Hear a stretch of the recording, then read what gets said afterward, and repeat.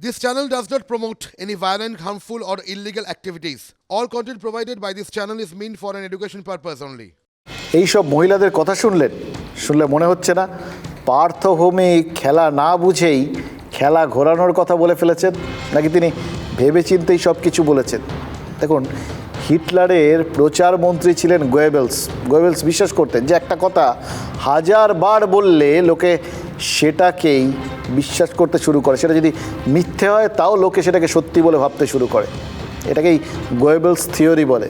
আমরা জানি না গোয়েবেলসীয় থিওরি মেনেই সন্দেশখালীর মহিলাদের কথাকে সম্পূর্ণ অস্বীকার করা চলে কিনা, বা একদম বারবার পাল্টা ন্যারেটিভ দিয়ে সেই কথাগুলোকে মুছে ফেলাটা সম্ভব কিনা।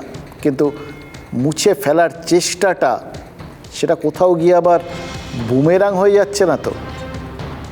মহিলারা আজকে তোমাদের ক্যামেরার সামনে মুখ না ঢেকে বলছেন আমাদেরকে 13 বছর ধরে আমরা তৃণমূল করা সত্ত্বেও, সেটা খুব ইম্পর্ট্যান্ট, আমরা তৃণমূলের সদস্য, আমরা তৃণমূল করা সত্ত্বেও 13টা বছর ধরে প্রত্যেক রাতে কাউকে না কাউকে তারা নিয়ে যেত, মানে ভাবলে গায়ে কাঁটা দেয় ওরা যখন ওদের কথাগুলো বলছে। এবং পরে যখন আমি সেটা নিয়ে ভাবছি, মহিলা হিসেবে আমার গা শিউরে উঠছে। বড় সংখ্যক বুদ্ধিজীবী তারা নানাভাবে সুবিধে নিয়েছেন, উপকৃত হয়েছেন, ভাতা নিয়েছেন, পদে আছেন, মন্ত্রী হয়েছেন, এমপি হয়েছেন, রাজ্যসভা সদস্য হয়েছেন, তারা বাড়ি নিয়েছেন, গাড়ি নিয়েছেন, টাকা নিয়েছেন, পয়সা নিয়েছেন, তারা চুপ করে গেছেন। আর একটা শ্রেণীর বুদ্ধিজীবীরা তারা চুপ করে আছেন ভয়ে। ও তো বুদ্ধিজীবী, হপলেস লোক সব। আমি বিভাস চক্রবর্তীকে বলেও ছিলাম, অপর্ণা সেনকে বলে, তারা বলেছে আমরা বুঝতে পারিনি। আমি তোমাদের থেকে বুদ্ধি তৈরি কেন? আমি তো গেলাম না, তোমরা পাল্টি খেলে কেন খেলে বলো? মানুষ যদি ঠিক না হয়, আমরা যদি ঠিক না হয়, দেশ কোনোদিন ভালো হতে পারে না। সন্দেশখালী এক অর্থে আর কি আমাদের সকলের কাছে একটা আই ওপেনার হওয়া উচিত যে গোটা রাজ্যটাই খোলাখুলি সন্দেশখালী হয়ে যাবে যদি না আমরা একটু দাঁড়াই আর কি সকলে মিলে। একটা স্থানীয় শক্তি, একটা স্থানীয় কোনো জায়গায় কোনো একটা লোকাল একটা যেন গভর্নমেন্ট তৈরি হয়ে যাচ্ছে, এটা যেন না হয়। এটা হওয়া কিন্তু খুব বিপজ্জনক। প্রশাসন যদি, গভর্নেন্স যদি ঠিক থাকে, তাহলে এইসব ঘটনা তো ঘটেই না। এটাকে আমি রাজনীতি দেখছি না, এটা নিয়ে যারা রাজনীতি বেশি করছে তাদের বিরুদ্ধে আমি বলছি এটা সামাজিক অবক্ষয় হচ্ছে। কিন্তু সবলদের প্রতি দুর্বলের নিধন, দুর্বলের অত্যাচার, এইটা কিন্তু আমাদের সামাজিক ব্যাধি হচ্ছে। দুর্নীতির মতো এটা আমাদের সহ্য হয়ে যাবে কিন্তু কালকের, যদি আজকেরই আপনারা না দাঁড়ান। রুদ্রপ্রসাদ সেনগুপ্ত, শীর্ষেন্দু মুখোপাধ্যায়, মেঘনাথ ভট্টাচার্য, বিপ্লব চট্টোপাধ্যায়, এদের থেকে শুরু করে আরও যার সবার প্রত্যেকের কথা শুনলেন তো আপনারা।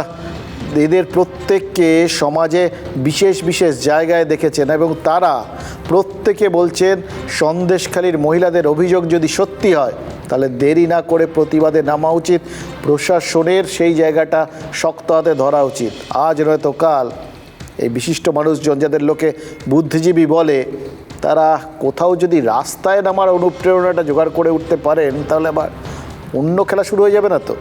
জানি রাজনৈতিক নেতারা প্রতিবাদীদের মিছিলেও রং বাছাইটা ঠিক করে ফেলেন। এরা অমুকের লোক, ওরা অমুকের লোক, অমুক রাজনৈতিক দলের ঘনিষ্ঠ, এ সমস্ত বাজ বিচার এবং এই ট্যাগ লাগিয়ে দেওয়ার ব্যাপারটা সব রাজনৈতিক দল করে। কিন্তু সন্দেশখালীর মানুষের অসহায়তা, তাদের ওপর নির্যাতন, এর বিরুদ্ধে যদি প্রতিবাদ হয়, সেই মিছিলেও রাজনৈতিক লাভ ক্ষতির হিসেব কষাটা কি জরুরি?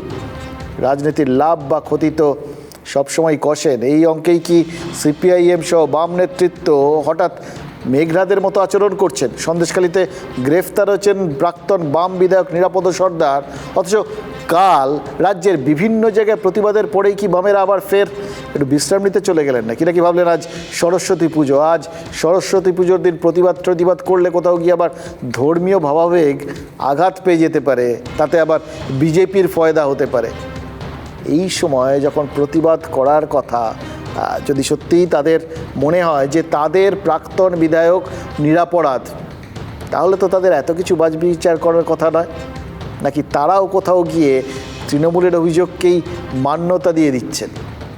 বসিরহাটে কমরেড নিরাপদ সর্দারকে আবার কোর্টে হাজির করবে। 3 দিনের যেহেতু পুলিশ কাস্টাডি ছিল, ওখানে আমাদের পার্টি জমায়েত ডেকেছে, সেখানে আমাদের নেতৃত্বরা থাকবেন। সন্দেশখালিতেও তারা যাওয়ার চেষ্টা করবেন, কমরেড দেবলীনা হেমব্রম যাবেন, আরও অন্যান্যরা যাবেন। বামেরাও কি পাঁজি পুঁথি দেখে রাজনীতি করা শুরু করলেন নাকি?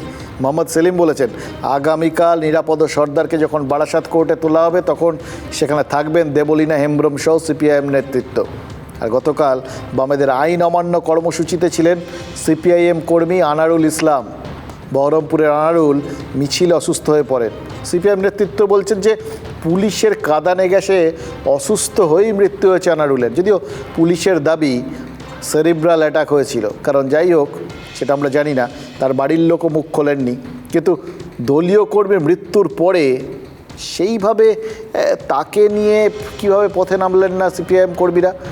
এই অপেক্ষার রাজনীতি তাদের লাভ না ক্ষতি, কিসের কারণ হবে সেটা দেখার জন্য অপেক্ষা করা ছাড়া খুব একটা উপায় নেই। কারণ ক্ষতির কি খুব বেশি আর বাকি আছে?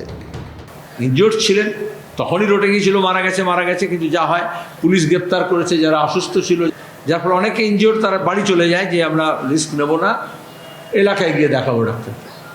তা রাস্তায় প্রথমধ্যে ডোমকল হাসপাতাল, তারপরে তার আগে ইসলামপুর হাসপাতাল, তারপরে আবার বহরমপুরে রেফার করা হয়। এখন তো জেলায় হাসপাতালগুলোতে কোনো অবস্থা নেই, সুপার স্পেশালিটি যতই বলুক, তখন মেডিকেল কলেজে তাকে রেফার করে দেওয়া হয়, সেই পথে সে মারা যায়।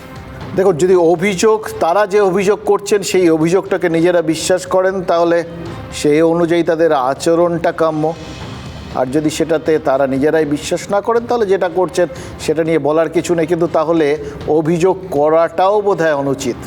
আমরা সাদামাটাভাবে এই সোজাসাপটা ব্যাপারগুলো বুঝি আর কি। ঠিক যেরকম আমরা মনে করি যে কোনো লোকেরই অসুস্থ না হওয়াই ভালো, যে কোনো লোকেরই আঘাত না পাওয়াই ভালো। আমরা সেই জন্যেই সুকান্ত মজুমদারের দ্রুত আরোগ্য কামনা করি। আশা করি তার গুরুতর অসুস্থতা কিছু ঘটেনি, ঘটবে না। আন্দোলন করতে গিয়ে কোনো রাজনীতিক অসুস্থ হয়ে পড়বেন, সেটা কাম্য নয়। রাজনীতি সুস্থ থাক, রাজনীতিকরা সুস্থ থাকুন, ভোটের সময় ভোট কর্মী আর ভোটাররাও নিরাপদে থাকুন, এটাই আমাদের প্রার্থনা। তবে সত্যি বিজেপি রাজ্য সভাপতি আজ কিন্তু খোলস ছেড়ে বেরিয়ে খেলেছেন। আজ সকাল থেকেই তার মধ্যে একটা মরিয়া ভাব লক্ষ্য করা গেছে। এবার তৃণমূলের যত অস্বস্তি বাড়ানো যায় ভোটের আগে ততটাই সুবিধা। এই পরিস্থিতিতে একটু এক্সট্রা এফর্ট তো দিতেই হবে। দেখুন, বাম জমানায় মমতা বন্দ্যোপাধ্যায় সিঙ্গুর নন্দীগ্রামকে জাতীয় স্তরে নিয়ে গেছিলেন।